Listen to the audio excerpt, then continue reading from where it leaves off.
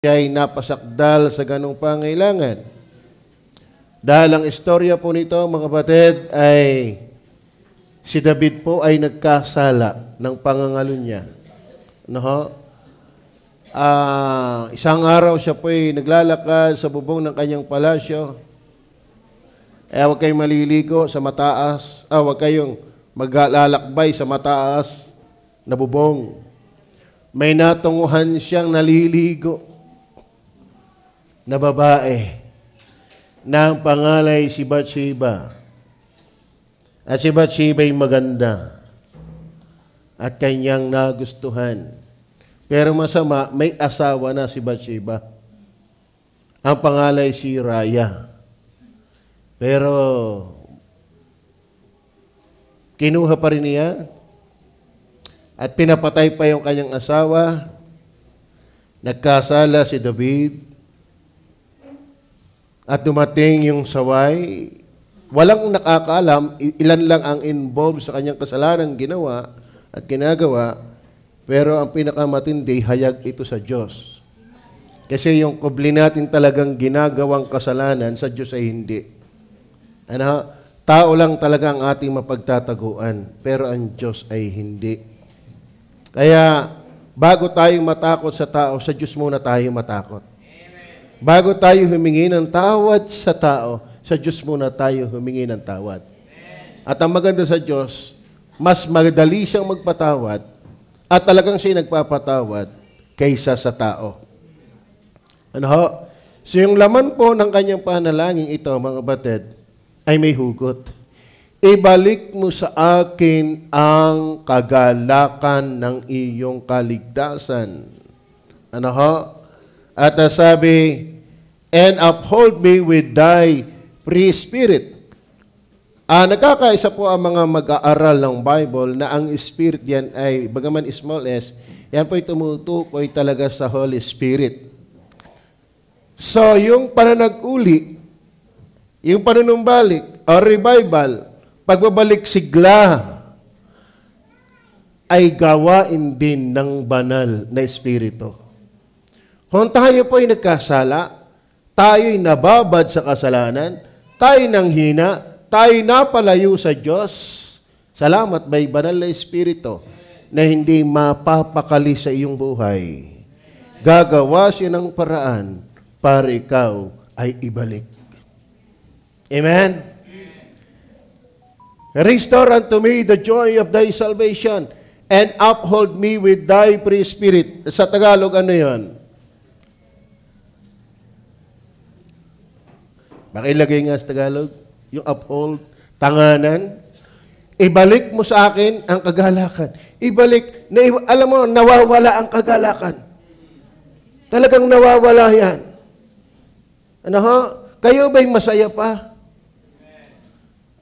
Saan? Kanino? Yung totoo lang.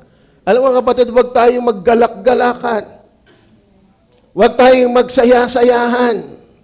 Kung talagang tayo ay nasa kasalanan, huwag tayong magmukhang espiritual. Tayo ay humingi, tayo ay manalangin, Lord, restore unto me. Restore unto me. Mahirap maglingkod ng malungkot. Mahirap maglingkod ng hindi masaya sa iyong pinaglilingkuran. Bakit? Malayo ka inilayo ka. At mamaya ating pag-uusapan yung mga reason kung bakit tayo lumalayo. Obvious naman kung ano yun. Siyempre, for the sake of outline, alangan mo sabihin ko na agad. So, ibalik mo. Ibig sabihin, ang Kristiyano talaga pwedeng lumayo pa. Amen? Mag-iingat tayo, pwede talaga tayong mapalayo. Walang malakas na anak ng Diyos. Walang magsasabing, ako'y hindi subject sa paghihina. Walang makapagsasabing, kailanman, no way, sir. No way, pastor. Hindi ako lalayo. Sinabi yan ni Pedro once. Kung ipagkanulo kanila, ako'y hindi magkakanulo over my dead body. Itaga mo pa sa tubig. Hindi ako lalayo sa iyo. Itong mayangor na Pedrong ito, mga batid, Huwag kang pipiho. Amen? Mapastor man yan. Si Pedro ngayon nagkaanulo. Si Kristo lang naman ang hindi na itumba ng kasalanan. Kaya siya lang ang ating pwedeng saligan. Siya yung second Adam na hindi nagupo ng kasalanan. Our only hope, ang kasagutan sa katanungan. Kay Kristo lang matatagpuan, baby. Lahat ng katanungan, paglayo, panghihina, don't depend yourself. Kaya nga sabi ni Pablo, ako sa biyaya ng Diyos. Sa biyaya lang ng Diyos. Nakakapagpatuloy tayo dahil sa biyaya ng Diyos. Amen. Restore. Ibalik mo. Ibig sabihin, mga kapatid, pwede talaga tayong lumayo. Pwede tayong malapit na malayo. Meron namang malayong malayo. Diga, kung may lower, merong middle, lower, merong middle, upper. Pwede tayong malapit na malayo. Bakit? Lagi nasimba, pero malayo. Meron namang layong-layo. Bakit? Wala na simba, malayo na. Pero malaki ang potensyal na may restore ka kung ikaw, bagaman malayo'y malapit. Amen. Kaya tuloy lang tayo. Malaki ang potential na may balik ang kagalakan kapag tayo nakakapakinig pa. Holy Spirit ang gumagawa niyan. Kasi ibalik mo sa akin ang kagalakan ng iyong pagliligtas at alalayan ako. Alalayan ako. Mga kapatid, kung walang Holy Spirit na alalay sa atin, nako, paano nang buhay? Kaya kayo nagpapaalalay pa. Ang Inay Loleng kanina ay lumapit sa akin. Pastor, ako'y magpapaalam sa isang dahil baka ako'y di makatid ako yung papagamot. Niisip ko ano kayong kasunod, baka albularyo. Hindi naman, doktor ang kanyang pupunta. Pero siya, nandito pa ba siya, Inay Loleng? Ayun, nagpilit siya, no? Sabi ko, Inay, dahan-dahan ng paglakad. Huwag kayong titiwala sa silyang tutuon. Dahil yan ay hindi kahoy. Baka kayo magkamali ng tuon, matapilok kayo dyan. Amen? Dahil ang umaalalay sa atin para tayo makapanumbalik ay ang Holy Spirit. Kasi minsan binibisita mo na ayaw pa rin. Namamasama ka pa pagka binisita mo, lalo't napalimit, at tapos tanghalian ang bisita. Ay talagang ano ba? Ako ba talaga ang pakay mo? Salamat na yung Holy Spirit na umaalalay. Alam mo kung wala kang Holy Spirit, matagal na tayo natuluyan. Amen? Kaya be sure, meron kang Holy Spirit. Magpakahina-hina mo ng anak ng Diyos. Basta tinitirhan ka ng Holy Spirit, aalalayan ka niyan. Are you with me? Ngayon, una, 4 lang puntos po. Kasi magbabagong taon na. Pag 3, papasko pa lang. Una, repairs of restoration. Obvious. Saan ba tumutukoy yung restoration na yan? No, ilalim na yan, not salvation. Not salvation. Ibalik mo ako sa kaligtasan, hindi po yun. Kaya magandang balita, kapag may Holy Spirit ka talaga, hindi talaga nawawala ang kaligtasan. Nang hina si David, nagkasala si David, pero ang kanyang panalangin, Panginoon, ibalik mo ang aking kaligtasan. Hindi ganon. Amen? Ang pinatutungkulan na ibalik mo yung ipanumbalikin ay hindi ipanumbalik ang kaligtasan. Bakit?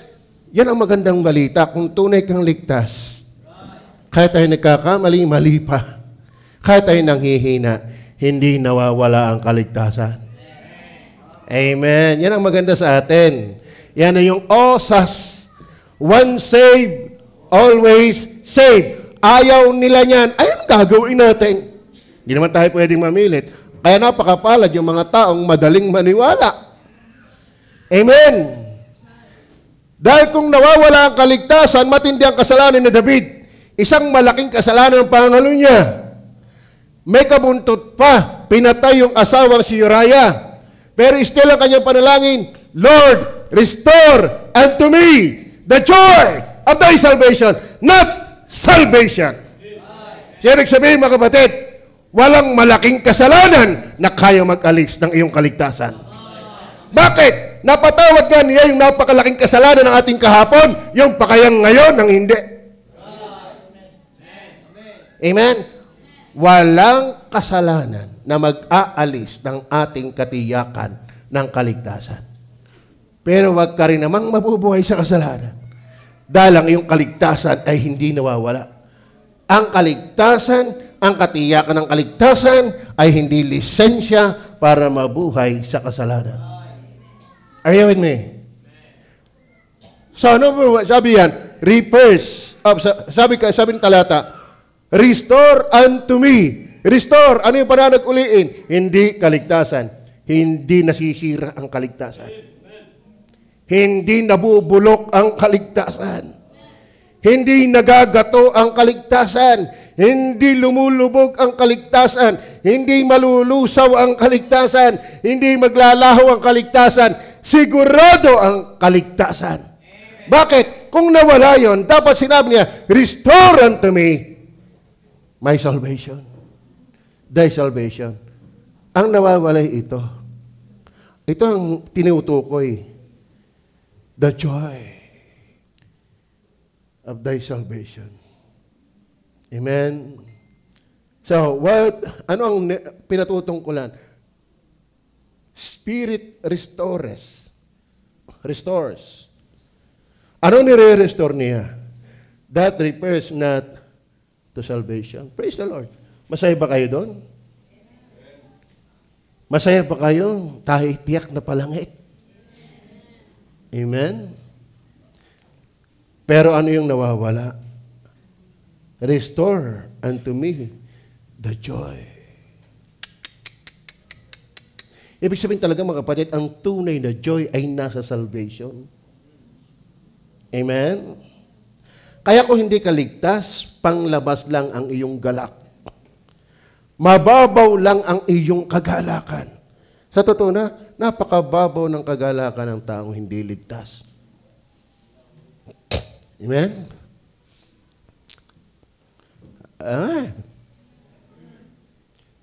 Masaya pa ho ba kayo na kayo'y ligtas? Kalahin mo si Jacob, ano? Napaibig kay Rhea. Malayo, may malapit. Talagang hindi alintana ang 7 taon, naloko pa. Di ka? Kasi sa kultura namin hindi tamang ibigay ang bunso, panganay muna. Di another 7 years. 14 years, hindi alintana. Ayun Ayaw pala yung napapalo pala sa pag-ibig ang galak. Amen. Tama ho ba? Tanungin niyo po mga asawa kung masaya pa. Tayo bang may mga mag-asawa dito yung masaya pa? Amen! Tayo ba'y masaya pa? Ibig sabihin, kapag hindi na kayo masaya, naglalaho na ang timyas ng pagmamahalan na. Kaya restore unto me the joy of my love. Are you with me? Kayo ba'y masaya pa? Kayo ba'y masaya pang ligtas? Kayo ba'y masaya pang anak ng Diyos? Kayo ba'y masaya pang tiyak na palangit? Dahil si Job ay masaya o si Jacob masaya kay Rachel, hindi alintana ang 7 taon. Tapos 1 oras ka pala nakaupo, inip na inip ka na, yung ay 7 taon. Amen? Amen? Pag-pray natin yung pag-ibig na yan, na huwag mawala. Yung joy na yan. Ano po, hindi lahat ligtas. At laliman mo pag-aaral, hindi talaga maliligtas lahat. Privilege. Privilege. Biyaya na tiyak mong ikaw ay palangit. Pero nawala ang saya eh. Amen, natin makikita kung bakit nawawala yung saya. Ano ba yung the joy of salvation na sinasabi ni David? Kung babasahin mo 1-7, yung bang being forgiven or freedom from guilt. Alam mo yung masayang kaligtasan, yung bang, nung una, bakit? Nung ikaw ay bago naligtas, salamat, alaman mong napatawad ka sa iyong mga kasalanan. Alaman mong wala ka ng pananagutan. Ang i-restore mo, ang kagalakan ng kaligtasan ay semi-spirit. Alaman mong wala ka ng kargang kasalanan. Alaman mong wala ka ng guilt. Ibalik mo yung aking kalagayan na ako'y walang itinatagong kasalanan, na wala akong kasalanan hindi pinagsisisihan. Hindi ka gagalak sa pagiging ligtas hanggang tayo nabubuhay sa kubling kasalanan.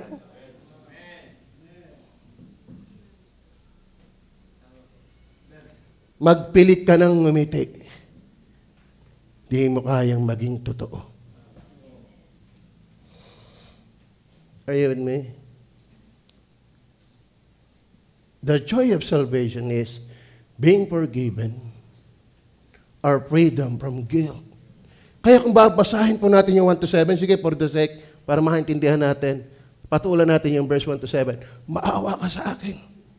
Maawa ka sa akin. Ibig sabihin, kita niya yung kanyang kalunos-lunos na sitwasyon ng buhay sa kanyang kasalanan. Ang bigat, ang dumi, limahid na limahid. And walang puwang ang joy sa mga taong kinikipit balikat lamang ang kasalanan. Are you with me? Amen? Tatanda natin, Spirit restores. Ibig sabihin mga kapatid, ang Holy Spirit ang nagpapanumbalik. Kaya naman ang Holy Spirit dinadagok at ang ating budhi. Binibigyan niya tayo ng malalim na konbiksyon, malalim na kalungkutan, malalim na pagkabagabag sa ating kasalanan, at lalo na kung ang kasalanan ito ay hindi pinagsisisihan. Mga batid, hanggat ang kasalanan ay inaalagaan,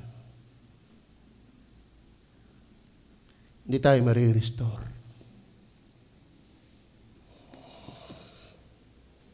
Ano ang joy of salvation? Yung makalaya ka doon sa iyong pinagbagsakan. Are you with me? Maawa ka sa akin. Nakakalungkot. Para yung managpapatuloy ang nagmamakaawa na bumalik. Dapat yung mismong nanghina at lumayo ang nagmamakaawa. Hindi tayo. Bagaman tayo nagmamakaawa din sa Diyos, Lord, yung mga inactive na members, please touch them again. Pero sa totoo na, ang mabisang manalangin ay kung sila mismo ang mananalangin. Amen? Tayo pang-ayuda lang. Tayo ay pang-tulong lang. Pero ang restoration ay dapat manggaling doon sa napalayo. At tayo meron ding ating panalangin dahil pwede naman tayong malapit na malayo. Ang hirap nito, nakakalungkot.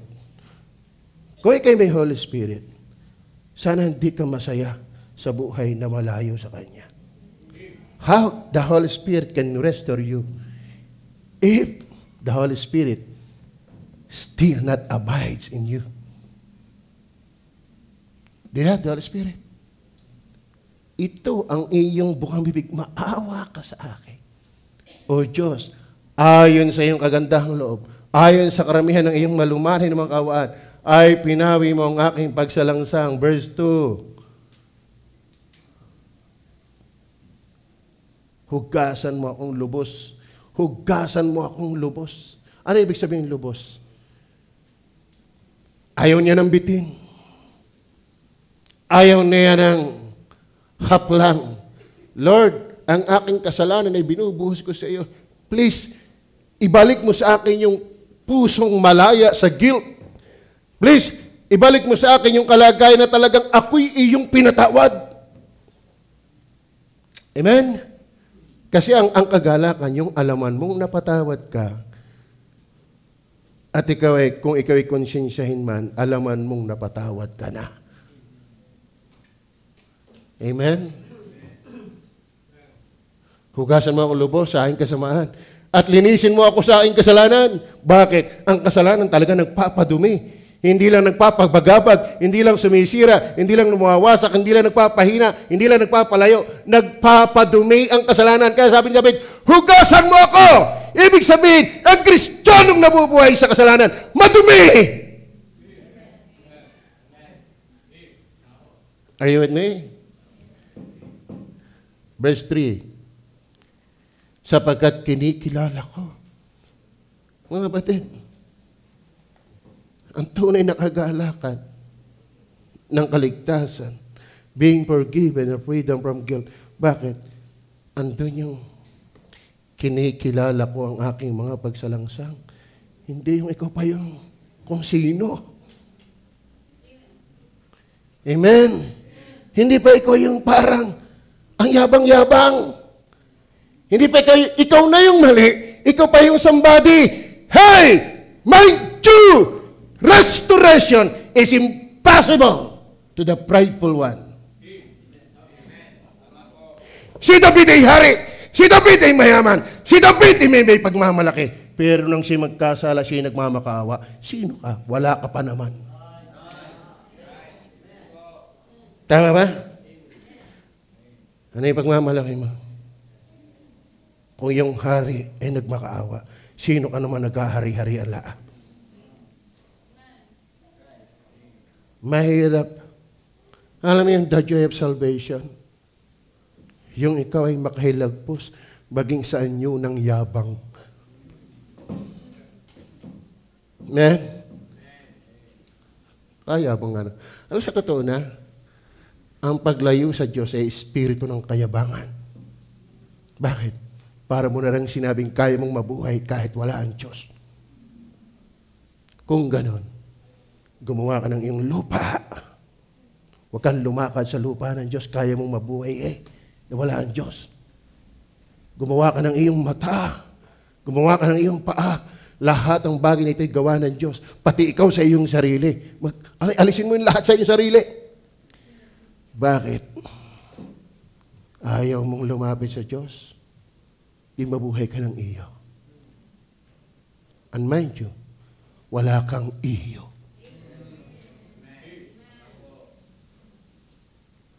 Kakaintindihan ba tayo? Amen? Nababalot ng kamangmangan ang taong naglalapisaw sa paglayo sa Diyos. Kamangmangan yan.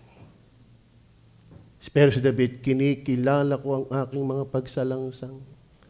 At ang aking kasalanan ay nasa harap ko. Ay ganyan na may Holy Spirit. Habol-habol ka ng iyong budhi. Hindi ka tatantanan ng Holy Spirit sa iyong budhi hanggat hindi ka nagpapakumbaba, hanggat hindi ka nagmamakawa, hindi ka tatantanan ng Holy Spirit kung nakatira sa iyo. Ngayon, kung masaya ka pa sa kasalanan, I doubt that the Holy Spirit abides in you. Are you with me? Ang tunay na magre-restore ay Holy Spirit. Kaya Holy Spirit din ang dudurog ng ating pagkatao. Ngayon, kung kaya mo magmataas at magmatigas, where is the Holy Spirit? Are you with me? Then, verse 8 and 15. Hindi ko na papanahon na yun. Papatulan. Maubos ang oras ko dyan eh. Pagparinggan mo ako ng kagalakan. Bira, no? Yan pala ang mga napalayo sa Diyos, naging bingi na sa kagalakan. Alam mo sa totoo na, mahirap maging masaya ang malayo sa Diyos. Ngayon, mahirap maging masaya ang nabubuhay sa kasalanan. Mahirap maging masaya ang nabubuhay sa alam niyang dapat ginagawa ay hindi ginagawa. Pagparinggan mo ako ng kasayahan. Ibig sabihin, ang joy of salvation Masaya ka. Walang problema ngayong pandinig. Being forgiven or freedom from guilt, no brokenness, standing, and joyful. Upang ang mga buto na yung binali. Alam mo kapatid, huwag kang magtindig-tindigan. Huwag kang maglakas-lakasan. Huwag kang magtayo-tayuan. Ang malayo sa Diyos ay may baling buto. Naintindihan niyo ba yun? Naintindihan niyo ba yun? Meron tayong membro, player ng Lasal, naglalaro sa kanilang lugar. Ang kanyang laro ay volleyball. Mataas ang talon, nagkamali yata ng baba, putol ang buto sa binti. Pinadala sa akin ang kanyang x-ray. Siya pa naman ay sagyang papunta dito dahil maglalaro ng basketball. Bakit? Ay 6'2". Tapos player ng Lasal sa basketball. Di kayo sayang, ang laking tulong. Kaso ano may tutulong? Bali ang buto.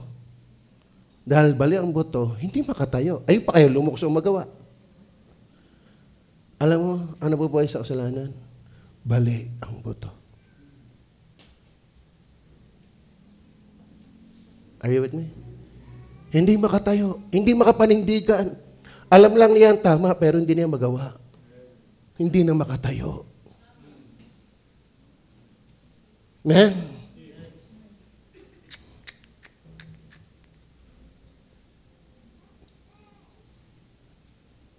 No brokenness, standing, nakatayo.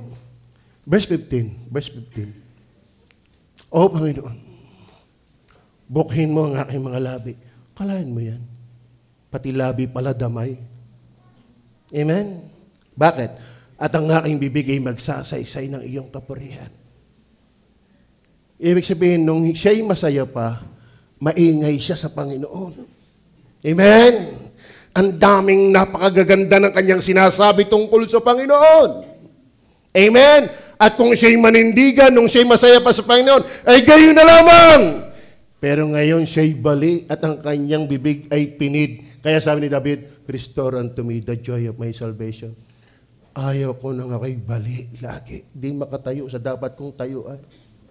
Ayaw ko ng aking labi ay hindi na nagsasaysay ng Ebanghelyo. Ultimong pag-awit ay hirap na hirap umawit. Bakit?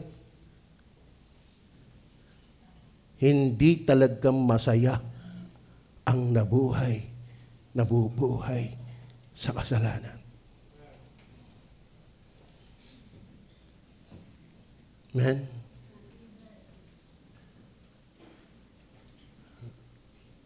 Spirit restores. Repairs of restoration. Praise the Lord, not salvation, but the joy of salvation. Tayo ba'y masaya pa? Naligtas. Ano ibig sabihin? Tayo ba'y nakakatayo pa para sa Panginoon? Wag niyo akong pupunta sa aming bahay paglinggo. Bakit? Wala ako dyan. Ako'y nasa sabungan. Kaya mong sabihin yan noon. Ngayon, kumusta? Nakakatayo ka pa baga? Are you with me? Wag mo akong alokin ng alak. Naway ka. Noon, kumusta ngayon? May binabali sa atin ang kasalanan. Bakit ang ating maganda noon ay hindi natin matayuan ngayon? Are you with me? Ayaw kay Baptist, bawal sa amin ang sayaw. Anong kayo sayaw ni Utoy? Makarena. Naninindigan, pero pagdating dito sa aking harapan, dinadaos. Mahirap tumayo ang hindi na masaya sa Panginoon. At ano sabi? Ibukhin mo ang aking labi. Ang hirap na rin umimik. At pag umimik yan, mapait. Huwag mo akong pakialaman. This is my life. No, that's not your life.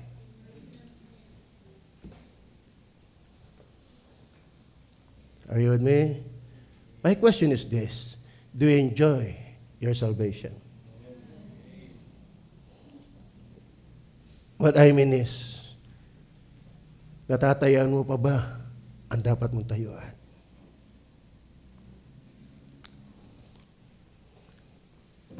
Naibulalas mo na ba sa lahat ng iyong ipinanghina at iyong ikinalayo sa Diyos? Kayo ba niniwalang ang Diyos ay nagpapatawad? Ang Diyos ay nagre-restore?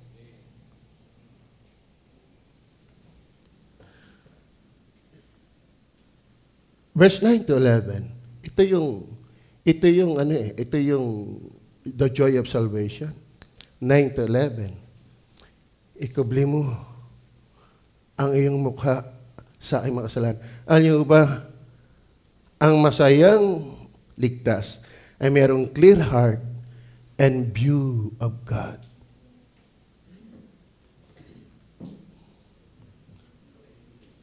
Ikubli mo ang iyong mukha sa aking mga kasalanan at pawiin mo ang aking mga lahat na mga kasamaan.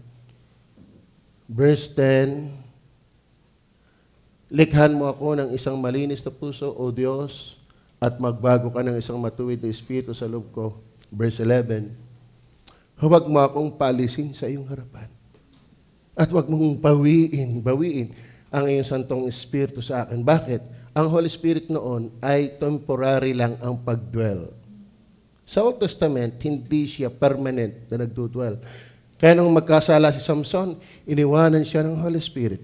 Nung magkasala si Saul, iniwanan siya ng Holy Spirit. Sa pagkakataong ito, nananalangin si David, huwag mong alisin, huwag mong bawiin sa ang Holy Spirit. Bakit? Nang Old Testament time, talagang naalis. At pag umalis ang Holy Spirit, kaya si Samson ay natalo. Nung siya'y magkasala kay Delilah, nung siya'y akmang pipiglas, wala na siyang lakas. Bakit? Lumayo na ang Holy Spirit. Are you with me? Pero ang Holy Spirit hindi aalis. Kaso lamang, nag-i-grieve siya. Masaya pa ho ba tayo? Magandang araw-araw, Lord, always restore unto me the joy of my salvation. Kahit pa tayo lagi nagbabasa ng Bible. In fact, kapag ikaw ay Bible reader, mas lalo kang mananalangin ng restore unto me. Bakit? Nakikita mo lalo ang iyong mga dumi. Pag nagbabasa ka ng Bible. Amen? At nakikinig ka lagi ng preaching, mas lalong na dumi ang ating buhay. Tamo nang makita ni Isaiah ang kaluwalhatian ng Diyos, woe unto me. Bakit? Ako'y may mamaruming labi. Ibig sabihin, ang tamang recognition ng ating karumhan ay makita mo ang kanyang sakdal na kalinisan. Amen? Salamat ang Holy Spirit, nagre-restore. Spirit restores. Kaya niyang ibalik ang ating kagalakan ng pagliligtas. Kanyang pagliligtas. Kaya naman pinalungkot si David kasi Holy Spirit ang nabayo sa kanyang konsensya. Kaya nga sabi, mapapalad ang mga, ano yun? Nalulungkot. Ganyan ba yun? Mapapalad ang mga nahahapis. Amen. Blessed are they that mourn. Pag sinabing mourn, mourning, hapis. Lungkot na lungkot. Bakit mapapalad? Kung Batanggenyo nagsali na yon, masaya ang malungkot. Ganyan ang Panginoon sa paradox eh. Kung gusto mong tumaas, bumaba ka. Kung gusto mong makinabang, malugi ka para kay Kristo. Kung gusto mong tumalinaw, maging mangmang ka kahit Kristo. Kung gusto mong maging masaya, maging malungkot ka. Saan? Sa kasalanan.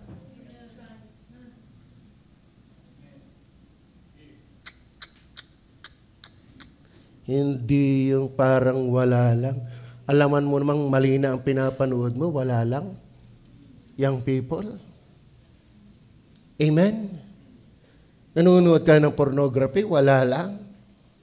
Nakikipag-chat ka na sa unbeliever at sinasabi kang binobola-bola, ang ganda mo, paniwala ka naman kasi siya lang nagsasabi nun sa'yo. Mag-iingat kayo. Tayo. Amen.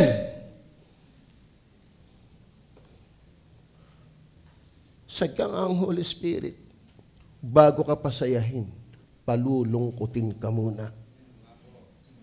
Kaya i-welcome mo ang kalungkutan dahil bubuntot ang kagalakan.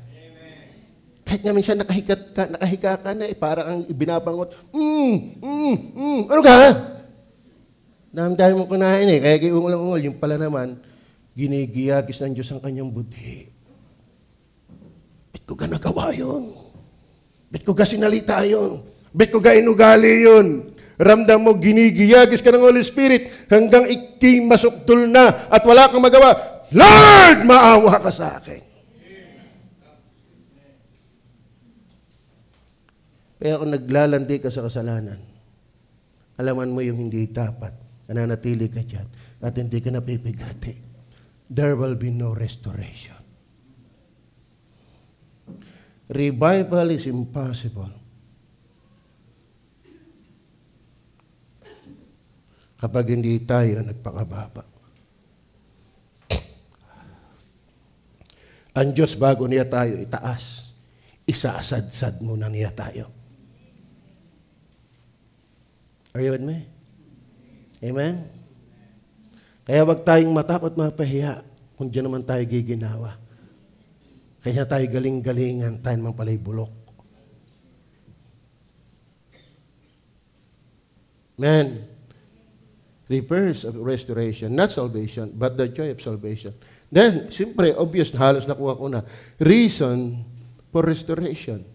Reason for restoration. Ano ba yung dahilan? Bakit ba bet dumating ang pagkakataong nananambitan si David? Bakit siya nagmamakaawang, restore unto me the joy of salvation? Siyempre may dahilan, and obvious ang dahilan. Sabi nga sa inyo, bumagsak siya sa pangangalon niya. Sa kasalanan ng pangangalon niya. At ang malapit niyan, yung asawa ni Bathsheba ay kanyang pinapatay. At hindi nangyari lang ng maikling panahon.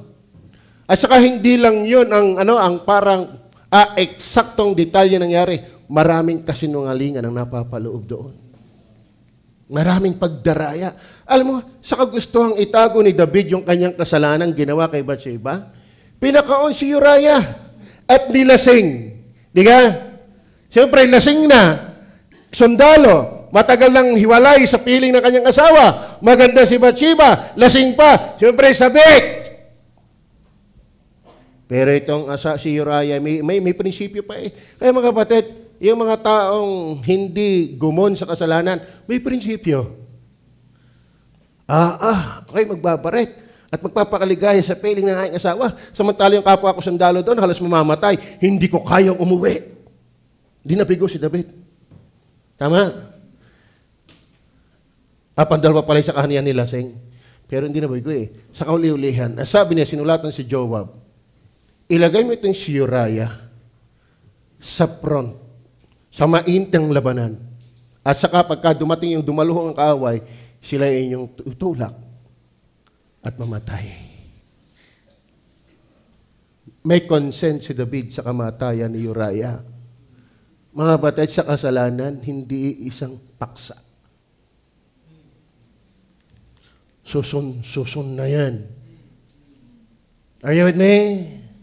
Kaya mahirap ang kasalanan na pinagtatakluban, yan ay pinagsisisihan. Amen?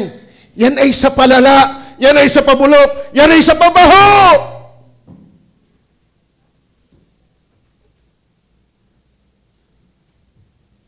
Ihingi agad natin ng tawad. Ikumpisal natin. Ano reason for restoration? Nawala talaga. Bakit nawala? Dahil ang kasalanan. Ano ba? Iisa naman ang dahilan eh. Kung bakit tayo nalayo sa Panginoon. Kasalanan. Tama ba? Amen. Iisa, pero maraming anyo. Sa 10 utos na lang, di 10 anyo ng kasalanan. Kaya meron tinatawag na moral law under ng 10 Commandments. Kaya na yung 613. At bawat kasalanan may sangayan. Tama ba? At ako iniwala, mga kapatid, wala kang dahilan para hindi laging humingi ng tawad sa Diyos. Merong hayag na kasalanan at merong kubling kasalanan. Kaya sabi ni David, patawarin mo rin ako maging sa kubli kong mga pagsalangsang. Dahil sa atin lang naman kubli yan. Pero sa Diyos, lantad na lahat yan. Si David, tinalo si Gulayat. Di ka? Ang laki ni Gulayat. Hanggat masaya ka pa sa Panginoon, walang hindi mo kayang pagtagumpayan. Amen? Pinasuot ng baluti. Hindi ako makakalaban ito. Ilang ako, hindi ko kaya ito. Kumuha na lang siya ng bato. Saka binaril.